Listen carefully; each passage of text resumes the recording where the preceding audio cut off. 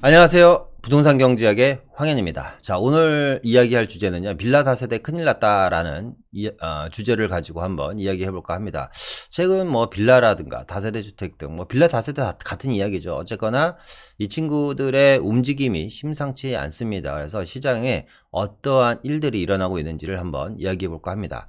자, 바로 들어갈 텐데요. 오늘은 일단 기본적으로 뉴스를 위주로 좀 한번 이야기해 볼까 합니다. 자, 첫 번째 뉴스입니다. 뭐 뉴스가 상당히 많은데요. 그 중에 몇 가지만 제가 골라서 한번 이야기해 볼까 합니다. 다세대와 연립이요, 아파트 거래량을 추월했다고 합니다. 뭐 석 달째 지금 이런 기현상이 일어났다고 합니다. 사실 연립이나 다세대 주택이요, 아파트 거래를 추월하기는 상당히 어렵습니다. 왜냐면, 지금 예를 들어서 이런 겁니다. 지금 아파트가 이제 10이라면 다세대는 1 정도의 물량을 갖고 있습니다. 서울 기준입니다. 서울. 그러니까 예를 들어서 아파트가 100채라면 다세대 주택은 한 10채 정도밖에 안 됩니다. 서울 시내에. 그런데 물량적으로 상당히 불리한 이 다세대 주택이 10배 이상 많은 아파트의 거래량을 추월했다라는 것은 상당히 의미가 있는 일이고요. 왜 이런 일들이 시장에서 일어나는지에 대한 이야기를 한번 해보겠습니다. 자, 이런 뉴스가 있네요. 다세대 연립의 거래량이 늘어난 원인은 전세난 회피 수요와 투자 수요가 동시에 몰리고 있다. 그러니까 지금 뭐 전세가 뭐 폭등이고 전세 난민이라고 합니다. 뭐 전세가 지금 없습니다. 아시겠지만 이건 뭐 하루 이틀 이야기가 아니라서 앞으로 이 전세가에 대한 아마 이런 좀 공포라고 해야 될까요? 전세에 의한 공포가 내년까지도 계속해서 이어지지 않을까. 앞으로 몇 년간 정말 지속될 것 같습니다. 3, 4년간은. 근데 어쨌거나 이런 전세난 회피 수요와 투자 수요는 근데 갑자기 생뚱맞게 아파트가 아닌 다세대로 왜 몰렸을까요? 이런 투자 수요가 어쨌거나 동시에 몰리고 있기 때문이라고 합니다. 최근 전세 가격 상승세가 지속되잖아요. 그러니까 중전보다 전세금을 크게 올려줄 수밖에 없게 된 데다가 일부 지역에서는 집값을 빠르게 추격하자 집을 팔아도 대출금과 보증금을 돌려주기 어려운 깡통 전세가 등장을 했다라는 겁니다. 이건 뭐 지금 아파트 얘기입니다. 그러니까 일부 지역입니다. 일부 지역. 여기 나오는 것처럼 일부 지역, 뭐 서울 및 수도권 주요 지역은 사실 이런 일들은 별로 없고요. 이런 일이 일어날 일은 별로 없고, 그러니까 경기도 아주 외곽이라든가 지방 소규모 도시에서 지금 일어나는 일들입니다. 뭐 특정 지역을 이야기는 하지 않겠지만 저 아래쪽 지방 특정한 지역 같은 경우는요, 지금 뭐 아파트 매매 가격이 뭐 2억 5천인데 전세가 2억 5천이라고 합니다. 아파트입니다. 그러니까 뭐 서울 및 주요 수도권에서 일어나는 일들은 아니고요. 아파트의 경우는 최근 몇 년간 급격하게 올라 선뜻 매수에 나서기 부담스러운 반면 다세대 빌라는 상대적으로 문턱이 낮다는 점도 연립 다수대 매수세가 몰리는 배경 중에 하나로 보인다. 그러니까 이 신문의 주요 내용은 이거죠. 거래난 원인이 일단 전세난으로 인한 수요, 그러니까 전세금이라든가 아파트 가격에 대한 부담감을 느낀 전세 수요자라든가 실수요자들이 상대적으로 아파트에 비해서 그래도 규제가 좀 덜하죠. 대출 규제라는 거를 얘기하는 겁니다. 대출 규제가 좀 덜하기 때문에 이 다세대 주택으로 몰리고 있고, 또 하나는 투자 수요가 같이 몰리고 있다라는 내용입니다. 계속해서 한번 보도록 하겠습니다. 자, 한국감정원에 따르면 올 6월 기준 서울 지역 구매력 지수는 아파트가 66.7, 인 반면 연립은 242로 격차가 아주 크다. 그러니까 아파트가 67%, 뭐 평균 68%라고 치고요. 그리고 다세대가 240% 정도 되는 겁니다. 240%가 아니라 240입니다. 지수가. 이 지수는요, 중위소득 3분위 가구입니다. 중위소득 3분위 가구가 현재 소득으로 무리하지 않고 대출 원금과 상환에 필요한 금액을 부담할 수 있는 능력을 의미하는데, 0에 가까울수록 부담감이 상당히 높습니다. 그러니까 뭐냐면 0이 가까운 건 뭐예요? 240보다는 68이 0에 가까우니까 아파트가 0에 상당히 가까운 거죠. 그러다 보니까 중위소득 3분위에 있는 분들이, 그러니까 뭐 중위권에 있는 분들이요, 아파트를 사는데 실질적으로 자금 마련이 쉽지 않다. 그런 내용입니다. 그래서 은행에서 대출, 총부채 상환 비율 25%, 담보 안정 비율 40%를 받아서 원금과 이자를 20년 동안 갚는다고 상정했을 때다. 그러니까 20년 동안 갚는다고 상정했을 때도 지금 현재 아파트 시세로는 중위권에 있는 분들이 아파트를 사는 건 현실적으로 불가능하기 때문에 다세대로 수요가 몰리고 있다라는 이야기죠. 뭐 뭐 다세대도 살만 하죠. 뭐 이번에 뭐 국토부 장관께서도 뭐 다세대 주택에서도 뭐 13평짜리에서도 4인 가족이 살 수 있다고 하니까 물론 그건 아파트였죠. 여기에 정부의 아파트를 겨냥한 규제 운영으로 인해 투자 수요가 늘어나고 있다. 그러니까 아파트에 의한 규제로 인해서 반대로 빌라의 투자 수요, 이런 걸 우리는 풍선 효과라고 하죠. 그죠? 다세대 연립은요, 6.17 대책에 포함된 3억 초과 아파트 매매 시 전세자금 대출 회수 등 대출 규제가 적용되지 않아. 그러니까 대출 규제가 전혀 적용되지 않습니다. 전세 대출을 활용한 갭 투자, 세입자 보증금을 끼고 뭐 주택을 매입하는 방식, 뭐 다 아시죠? 전세 대출을 활용한 갭 투자가 여전히 가능하다. 이와 함께 생애 최초 구입 자금의 경우 매매 가격 1억 5천만 원 이하에는 취득세 면제가 약 50% 정도 감면될 뿐만 아니라 다주택자의 경우도 공시지가 1억 이하의 주택 같은 경우는 중과 대상이 아니죠. 취득세가 8에서 12% 중과가 되는데 1억 미만 다세대 주택 같은 경우는 취득세 증감이 없습니다. 여전히 1.1%죠. 그러면 이제 이 공시가격 1억 이하는 뭐 어떤 지역에 공시가격 1억 이하 주택이 있을까요? 그러니까 지방 아주 외곽 소도시 같은 데는 아파트들이 공시가격 1억 이하도 있을 수가 있겠고, 서울 같은 경우는 현실적으로 아파트는 공시가격 1억 이하는 찾아보기가 힘들겠죠. 어느 지역이라도, 서울 뭐 어느 지역 산동네에 있는 나홀로 아파트라도 공시가격 1억은 단 없습니다. 하지만 다세대 주택은 아직도 잘 찾아보면 공시가격 1억 이하 주택이 상당히 많습니다. 그러다 보니까 이런 투자 수요들이 지금 몰리고 있다는 겁니다. 저가 소형주택이 많은 다세대 연립으로 수요가 몰리고 있는 것 중 하나로 보인다 라는 이야기입니다. 그러니까 역시 정리를 해보면 또 똑같죠. 뭐 규제에 의해서, 대출 규제에 의해서 수요가 몰리고 있고, 내 집 마련 뿐만 아니라 전세를 원하는 사람들도 몰리고 있고, 거기다가 그러니까 전세가 올라가니까 그러니까 또 뭐예요? 매매 가격이 올라가겠죠. 그리고 이제 이 공시 가격이 원체 낮다 보니까 투자자들이 같이 몰리고 있다. 특히 이 다세대 주택은요, 아파트랑 틀리게요, 매매가 대비 전세가 비율이 거의 한 80%에 육박합니다. 어느 지역이든지 거의 비슷합니다. 그러니까 뭐 4억짜리면 48에 32, 3억 2천이 전세인 거예요. 매매 가격이 4억이면 전세가 3억 2천입니다. 그런데 뭐 이 다세대도 계약갱신 청구권이란 걸 사용하겠죠, 그죠? 그럼 임차인이 들어가서 4년 정도 살다 나오면 이 3억 2천 했던 지금의 매매 가격이 4년 후에는 이게 뭐예요? 전세 가격이 되는 상황이 벌어지죠. 그러니까 투자자 입장에서는 원금 회수가 매매도 안 되는데 상당히 빨리 일어날 수가 있다라는 상당히 큰 장점을 갖고 있는 게 이 다세대 주택입니다. 물론 아무 지역이나 대부분의 모든 지역이 이런 현상들이 일어나는 건 아니고요. 이런 일들이 일어나는 지역은 따로 있죠. 서울 중요 지역이라든가 아니면 업무타운이 활발하게 같이 성장하고 있는 이런 지역들이 주로 이렇게 이제 매매 가격이 3, 4년 후에는 전세가가 되는 이런 일들이 일어나고 있습니다. 이런 일들은 어제 오늘 일이 아니고요. 이미 한 3, 4년부터 뭐 일어났던 일들이죠. 그러니까 대표적인 지역이 뭐 여러분들 다 관심 있어 하고 좋아하시는 뭐 용산 같은 지역이죠. 용산 같은 지역에 뭐 얼마예요? 한 5년 전만 해도 빌라가 한 2억 7천, 청파동 같은데 한 2억 7천 정도 했잖아요. 그런데 여기 지금 매매 가격이 2억 7천이었습니다. 그런데 지금 전세가 3억이니까, 전세가, 그죠? 매매 가격이 뭐 개발이랑 상관없이 그냥 자연스럽게 그냥 밀어 올리는 거죠. 밀어 올리는 겁니다. 어쩔 수가 없습니다. 다세도 주택의 일종이기 때문에. 자, 이번에는 이제 서울뿐만 아니라요, 이게 어디예요? 전세난 확산에 어디도, 경기도도 다세대 연립주택이 매매가 늘어나고 있다는 얘기입니다.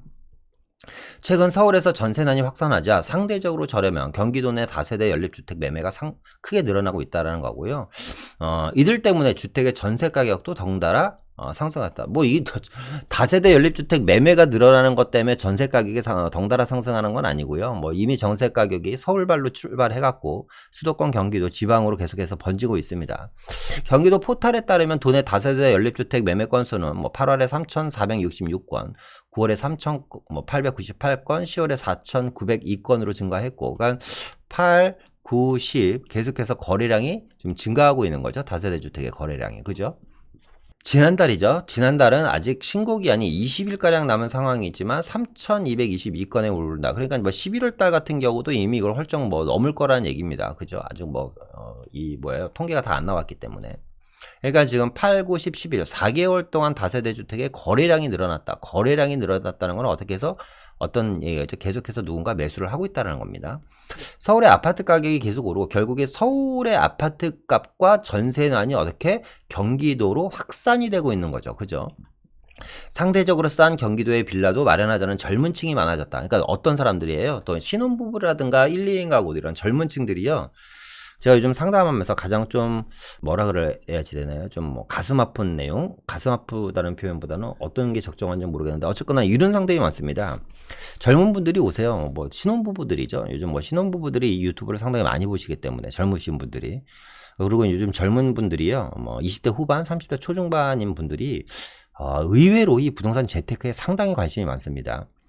그러니까 그런 분들이 결혼을 앞두는데 결론적으로는 이거예요. 집을 사도 되느냐 말아야 되느냐 아파트를 갖고 와서. 근데 이런 분들이 처음부터 집을 살 생각을 했던 건 아니더라고요. 보니까 전세를 알아보고 있는데요. 전세를 알아보고 있는데 전세가 없으니까 어쩔 수 없이 내 집 마련으로 턴이 돼버리는 거예요. 내 집 마련으로 턴이. 그러니까 이런 분들이 많아질 거 아니에요. 점점 늘어날 거 아닙니까? 왜 결혼은 그러면 뭐 결혼을 해야 되는데 집이 없어서 결혼 안 할 수는 없으니까 그죠? 그런데 아파트는 더 이상 갈 수는 없고 이러다 보니까 요즘 뭐 다세대 주택도 살기 좋게 짓는 데들이 상당히 많고 특히 뭐 도심권 위주에 있는 다세대 주택은 뭐 직주 근접도 상당히 훌륭하잖아요. 물론 자녀를 낳기 전까지는 충분히 살만하다고 생각합니다. 그러면 자녀가 초등학교를 들어가기 전까지 뭐 유치원 때까지는 뭐 결혼해서 한 4, 5년 동안 열심히 돈을 벌어서 아파트를 갈 수 있는 자금을 마련하기 전까지는 다세대 주택에서 살 생각으로 또 이렇게 내 집 마련을 하시는 분들도 많은 것 같아요.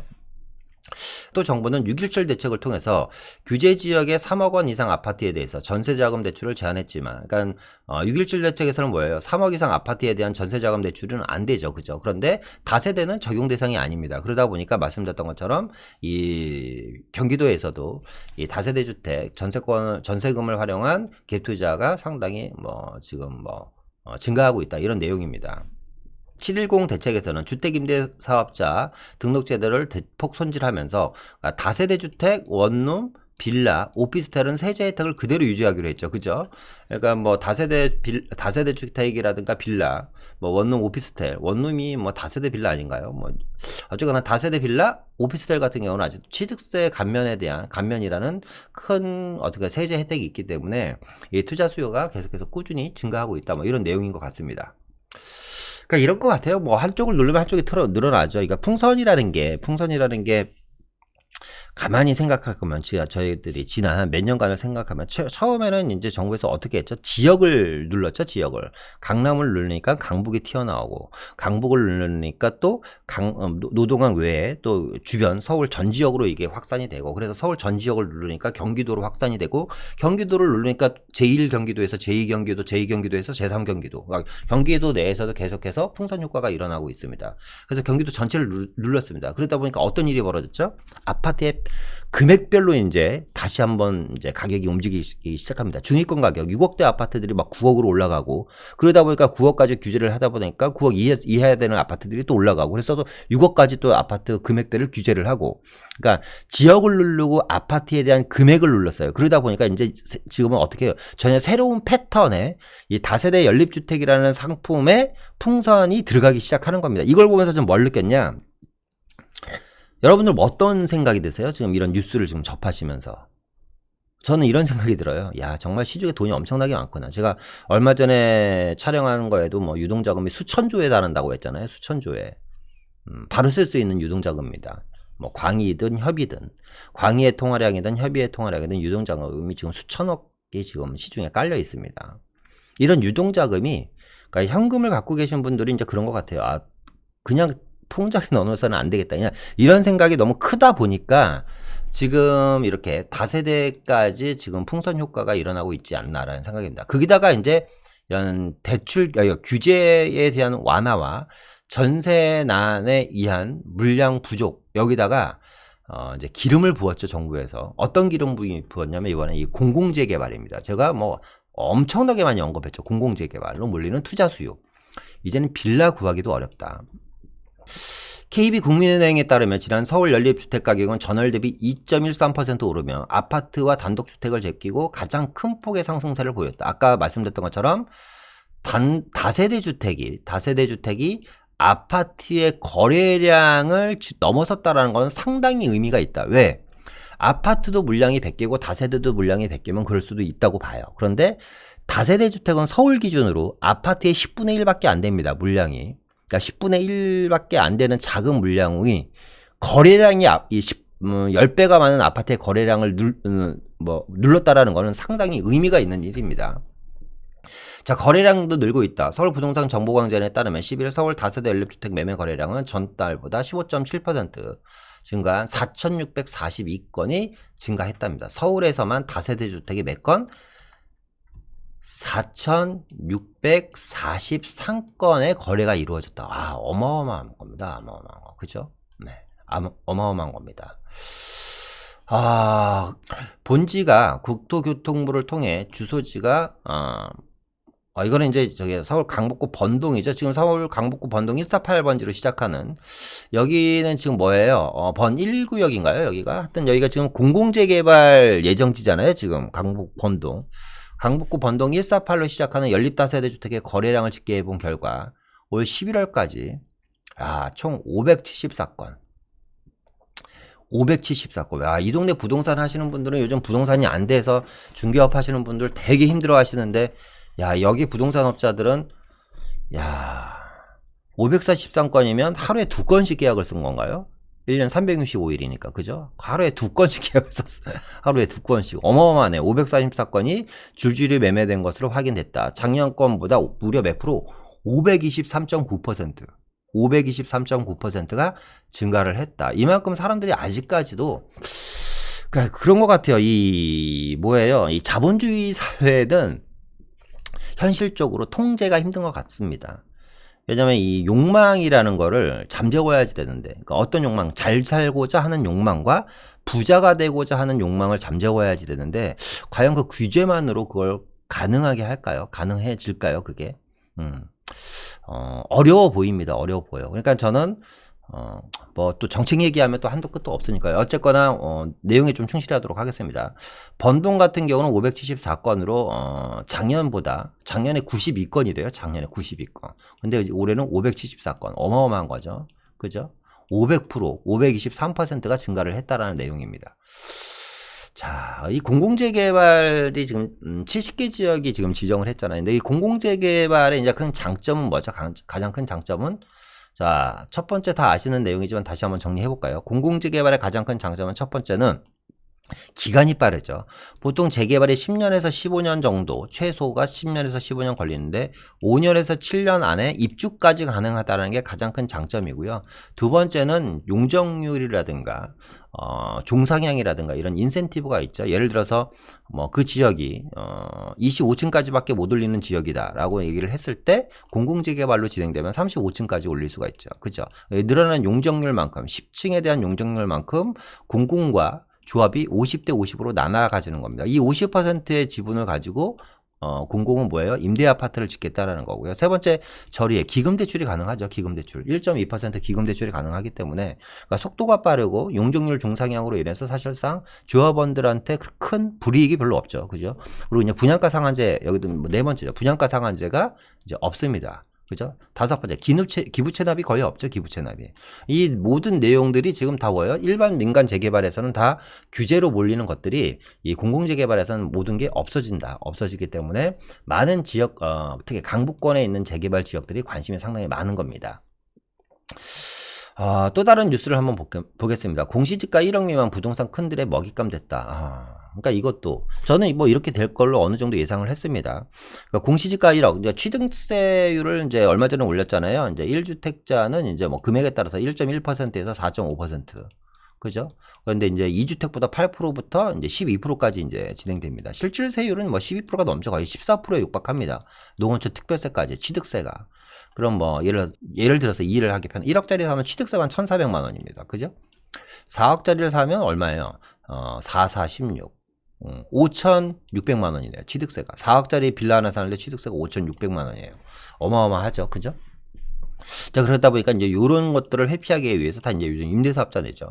아니면 이제 자녀 명의로 요즘 사시는 분들이 상당히 많은 걸로 알고 있습니다. 어쨌거나, 자, 공시가 1억 미만 부동산 큰 손들의 먹잇감 됐다. 말씀드렸던 것처럼, 주체할 수 없이 돈을 갖고 있으신 분들이 많은 건지, 아니면 시중에 정말 투자에 대한, 그러니까 소액이라도 어떻게든지 계속해서 내 자본을 증식시키려고 하는 욕구가 강한 건지, 아니면 이 부동산이 어떻게 보면 큰 유행인지는 모르겠습니다만, 어쨌거나 진짜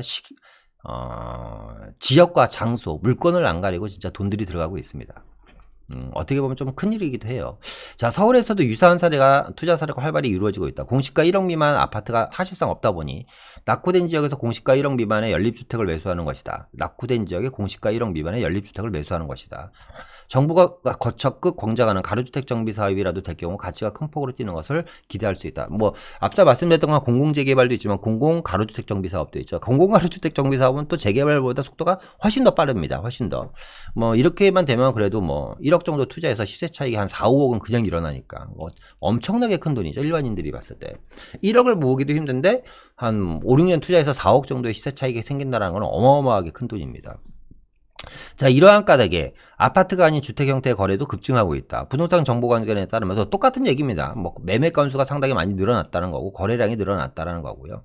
뭐 이런 뭐 강북구, 뭐 미아동, 종로, 석관동, 뭐 공시지가 1억 미만 매물을 구입해야 되는 이들이 많다. 1억 미만 매물을 구입해 달라고 의뢰하는 분들이 상당히 많다. 공시가 1억 이하의 매물들이. 그죠? 그러니까 종부세도 많이 안 나오겠죠. 뭐 공시가 1억 미만 매물 뭐 5개 보유한다고 해봤자 뭐 공시가가 얼마 될까요? 한 2억 얼마밖에 안 될 거 아닙니까? 그죠? 취득세는 취득세대로 별로 안 내고. 공시가 1억 미만 주택들까지 투자자들이 먹잇감이 되면서 결국 누가 제일 또 큰 적이 되어 실수요 목적. 로 주택을 구입하는 서민층. 그러니까 저는 이런 거 같아요. 기다리면 기다릴수록 저 진퇴양난이 될 수밖에 없다. 그러니까 내 집 마련을 하시는 분들은 제가 제 유튜브 제가 시작한 지 딱 1년 됐거든요. 1년 전부터 계속해서 내 집 마련하십시오. 내 집 마련하십시오. 안 되면 빌라라도 사십시오. 뭐 가급적이면 아파트가 좋지만 뭐 계속해서 내 집 마련에 대한 이야기를 했습니다.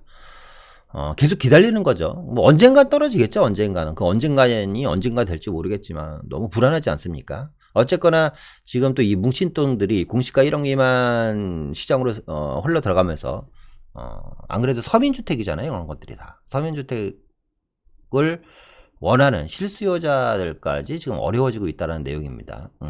정부는 대책을 내놓은 지 4개월 만에 역풍을 맞은 셈이지만 아직 뚜렷한 해법은 놓지 않고 있다. 그죠? 4개월 만에 역풍을 맞았죠. 공시가 1억에 대해서는.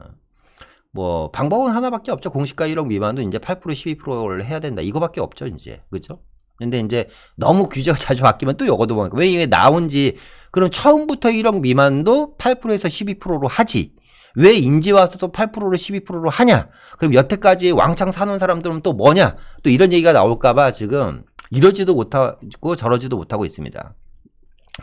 지방 같은 경우는 뭐 저가 아파트 같은 경우, 공시가 1억 미만의 저가 아파트가 말씀드렸던 것처럼 지방 소도시에는 상당히 많습니다. 이런 지방의 저가 아파트라든가 서울 같은 경우는 다세대 주택에 공시가 1억 미만 부동산들의 큰 손이 먹잇감이 됐다라는 내용입니다. 자, 뉴스를 좀 쭉 봤습니다. 여러분들은 어떻게 생각하십니까? 여러분들은 그러니까 뭐 규제가 새로운 풍선을 낳는 거죠. 규제가 새로운 풍선을 낳고 말씀드렸던 것처럼 자금은 살아서 이제 움직이는 생물과 같다 보니 알아서 본인이 살 자리를 계속해서 찾아가는 것 같습니다. 자, 옮기면 떨어지는 패닉 스테잉에 대한 이야기를 한번 해볼까 합니다. 무슨 얘기냐면, 이것도 상당히 심각한 건데, 2016년에 중소형 아파트 85제곱미터 이하입니다. 85제곱미터 이하 소형 아파트의 평균 시세가 5억 2,628만 원입니다. 노원구 같은 경우는 뭐 한 3억대 했었죠. 3억대. 그죠? 지금 이게 지금 9억가입니다. 지금. 3억짜리 노원구에 있는 85제곱미터가 지금 9억가입니다. 자, 5억 2,628만원 했던 85제곱미터 이하 소형 아파트가 2020년 되니까 지금 현재 거의 9억에 육박합니다. 9억에. 그죠? 9억에 육박해요. 서울 아파트 평균 전세 가격이 지금 꾸준히 올라서요. 평균 전세 가격이 5억 3,677만원. 저 정도면 집값 아닌가요? 집값? 5억 3천만원이면 예전에 집값인데, 그죠? 이제 이 돈을 주고 전세를 살아야 됩니다. 왜 집을 사야지 되는지는 이미 뻔히 답이 나와 있어요. 그죠? 예전에 3억 주고 전세 살던 분들이 1억만 더 보태면 4억짜리 아파트를 살 수 있었는데, 그죠? 참 안타깝고 아쉽습니다. 어느 분들의 이야기를 들어서 안 산 거죠. 그죠?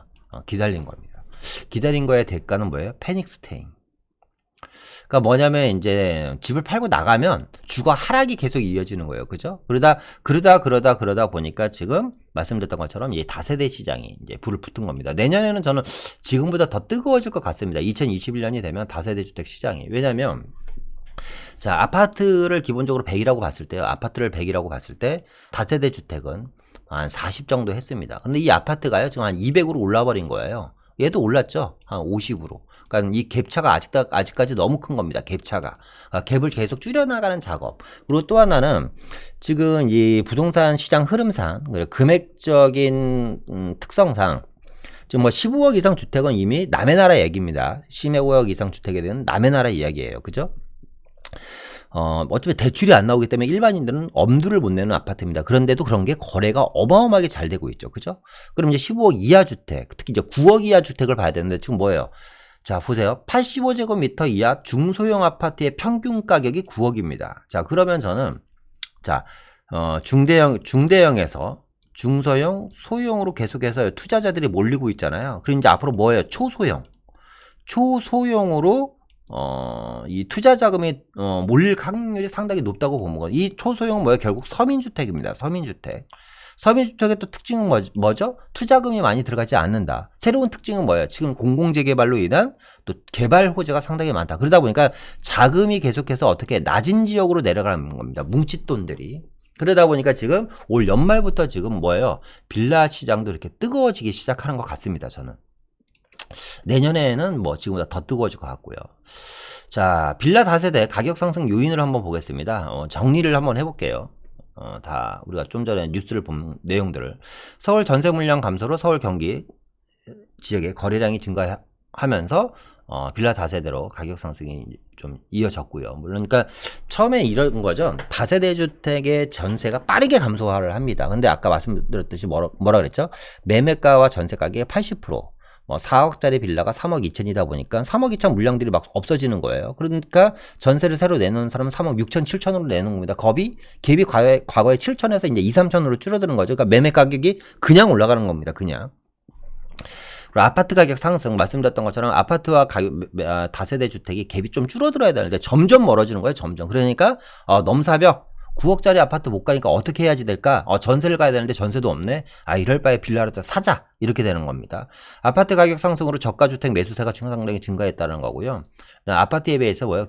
금융 규제가 상당히 적다라는 것도 어떻게 보면 장점입니다. 또 하나는 뭐 대규모 개발지이죠. 뭐 용산이라든가 마포라든가 아니면 이번에 공공재 개발이 진행되는 뭐 영등포 뭐 이런 지역들 뭐 이런 지역에 의한 투자자들이 이제 계속해서 증가하고 있다. 그러니까 소액 투자가 가능한 거죠. 그러니까 소액 투자가 가능하다는 장점과 개발에 의한 투자자가 증가하고 있다라는 게 가격 상승 요인인 것 같습니다.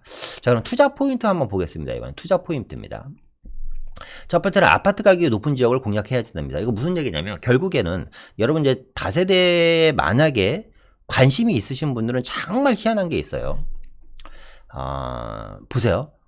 강북구 지역, 강북 지역이 뭐 어느 지역이라 미아 지역? 미아 지역의 투자금이라든가 마포 지역에 있는 빌라 투자 금액이 자 재개발이 진행되는 것 말고요. 그러니까 재개발 예정지들 얘기하는 거예요. 뭐 예를 들어 공공 재개발이 지금 예정지잖아요. 70곳이 뭐 이런 지역들 얘기하는 겁니다. 투자금이 비슷합니다. 투자금이 미아리에 있는 빌라 투자금이라든가 마포 지역에 있는 빌라 투자금이 비슷합니다. 근데 마포는 30평대 아파트가 20억대죠. 미아리 지역이 뭐 기름동이 제일 비싸다고 치면 뭐 평균 가격 뭐 한 15억 정도라고 할까요? 평균 가격은 15억 안 하겠다. 그죠? 한 13억 정도. 그럼 뭐예요? 투자금이 비슷하다면 마포 아파트 가격이 비싼 지역의 매수세도 혹시 높겠죠. 그죠? 개발이 되더라도 어떻게 해요? 매수세가 가격이 높은 지역으로 가야 되겠죠. 그죠? 그러니까 무슨 얘기냐면 기본적으로 다세대 주택을 투자하실 땐 여러분들 무조건 첫 번째, 두 번째 다른 거 잘 모르겠다, 잘 모르겠어, 뭐 지역 선정하는 것도 모르겠다 그러면 뭐예요? 아파트 가격이 높은 지역. 그러니까 강남 다세대들 지금 가격 오르는 거 보세요. 강남 다세대가 무슨 공공재개발이 됩니까? 뭐 가로주택 정비 사업은 활발하게 이루어지지만 사실상 재개발과 상당히 거리가 먼 지역이 송파, 강남, 서초에 있는 빌라들이잖아요. 그런데 그 친구들이 2억 하던 게 지금 한 5억씩 가요. 왜 그러죠? 아파트 가격이 천정부지로 올라오고 보니까 따라 올라가는 겁니다. 계속 그냥. 개발 호재가 풍부한 지역을 공략하자. 앞서 얘기했던 것처럼 뭐 공공재개발이라든가 뭐 가로주택 정비사업 그 외에도 뭐 대규모 개발 호재가 있는 지역들 있잖아요. 뭐 용산이라든가 그리고 신규 역세권이 개발되는 지역들도 괜찮고 또 뭐 청량리처럼 뭐 어마어마한 개발 호재를 청량리 같은 거는 뭐 대규모 역세권 개발 사업부터 시작해서 재개발 사업부터 시작해서 공공재개발 사업부터 시작해서 도시환경 정비 사업까지 뭐 정말 총망라되어 있습니다. 그러니까 제2의 용산이라고 불릴 만큼 뭐 재개발이 호재들이 풍부하죠. 뭐 그런 지역들. 그리고 업무타운 주변 지역이라죠. 그죠? 업무타운 주변 지역. 특히 이제 상업 지역을 인접한 지역들. 뭐 종로라든가 아니면 서울역 주변이라든가 뭐 마포 공덕역 주변이라든가 뭐 예를 들어서 앞서 얘기했던 것처럼 뭐 청량리에는 이제 업무타운이 많지는 않지만 앞으로 들어갈 지역이라든가 뭐 강남 같은 데는 뭐 거의 다 뭐 테헤란로 주변에 업무타운이죠. 이런 지역은 강남은 앞서 말씀드렸던 것처럼 뭐 재개발은 안 되지만 뭐예요? 가격이 계속해서 지속적으로 올라갈 수밖에 없다라는 거죠. 그죠? 가급적이면 이 다세대 투자하는 소액 투자로 좀 진행, 뭐 다세대를 사는데 뭐 너무, 그러니까 개발지, 재개발지 같은 경우는 실질적으로 아시겠지만 뭐 투자금이 거의 7, 8억에서 10억까지도 들어갑니다. 근데 그렇게 투자하시는 분들은 사실 형태만 다세대인 거지 아파트를 사는 개념이잖아요. 그죠? 미래의 아파트가 확정된 것들을 사는 거기 때문에. 그렇지 않다면 가급적이면 소액 투자를 해라. 그리고 가급적이면 공시가가 낮은 매물들을 좀 알아보셨으면 좋겠다. 단점은 뭐예요? 황금성이 낮은 게 가장 큰 단점이죠. 다세대 주택의 가장 큰 단점은 황금성이 낮다. 그렇기 때문에 앞서 말씀드린 것처럼 이 네 가지 포인트만 잘 알고 가신다면 황금성이 낮은 것을 어느 정도 커버할 수 있지 않을까라는 생각이 듭니다. 그래서 투자 포인트까지 한번 알아봤습니다. 자, 이제 마무리 할 때가 이제 다 됐네요. 자, 그래프가 두 개가 있는데요. 하나는 1995년도에 서울시 주택 유형이고요. 하나는 2015년도에 서울시 주택 유형입니다. 한번 보겠습니다. 1995년도 되돌아가 보겠습니다. 한 15년 전이죠. 15년 전. 불과 15년 전. 얼마 안 된 겁니다, 여러분. 아주 오래된 이야기 같지만 15년 전 이야기입니다. 15년 전에. 15년 전에는요. 파란색이 아파트입니다. 파란색. 아파트가 몇 퍼센트죠? 27%입니다. 그리고 빨간색이 단독주택입니다. 단독주택이 무려 60%를 차지하고 있었네요. 15년 전에는 단독주택이 60%. 서울 시내에서. 연립다세대가 8%고요. 기타가 비주거형이 4%로 주거 형태를 갖추고 있었습니다. 그런데 그로부터 10년이라는 시간이 지납니다. 10년 동안 무슨 일이 일어나면 재개발들이 많이 일어났겠죠. 27%에서 아파트가 52%로 증가합니다. 그러면 전체가 뭐예요? 100이니까. 전체가 100이니까 이 100에서 27%였던 게 57%로 증가했다라는 거 결국은 뭐예요?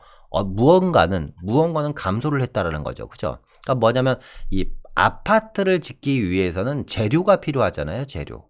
그럼 아파트를 짓기 위한 재료는 뭘까요? 다세대 주택과 단독주택이죠. 그러다 보니까 다세대 주택은 뭐 9에서 8%로 좀 줄었고요.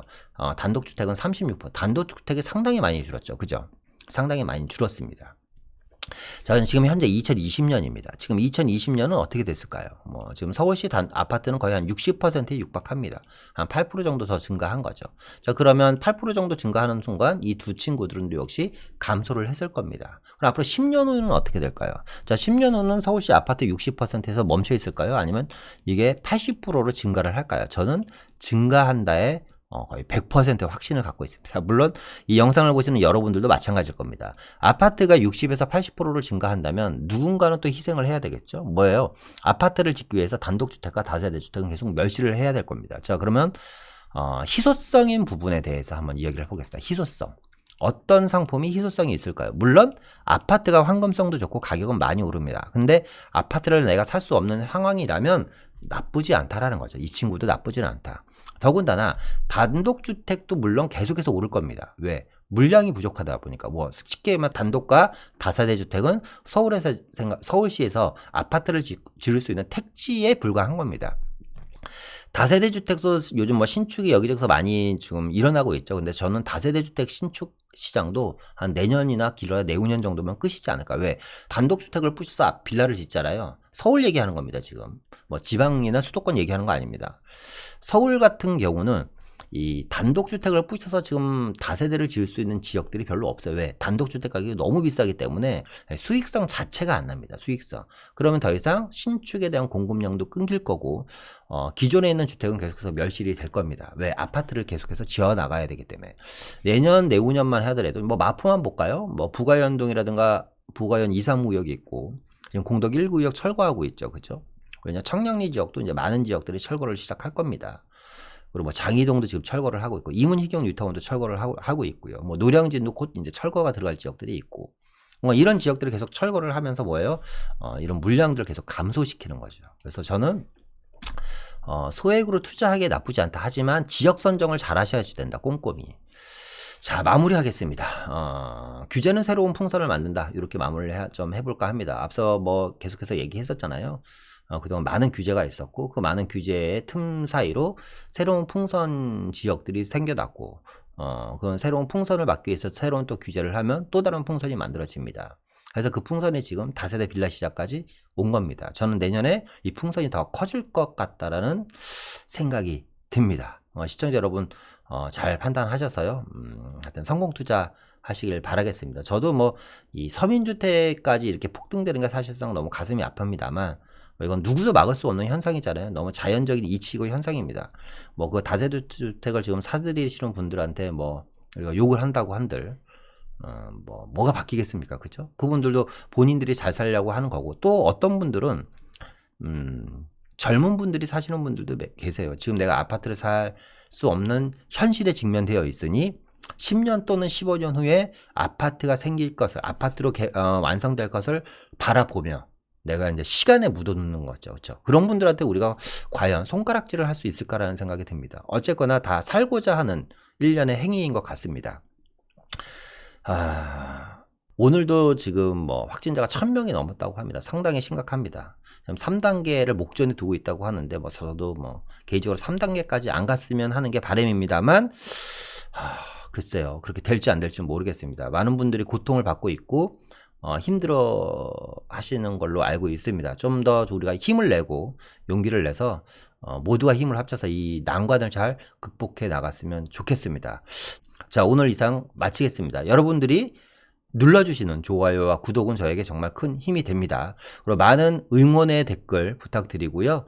또 댓글로 여러분들이 궁금하신 점 남겨주시면 그 부분에 대해서도 또 저희가 영상을 한번 만들어 보도록 하겠습니다. 이상 마치고 다음 시간에 더 좋은 내용으로 찾아뵙도록 하겠습니다. 감사합니다.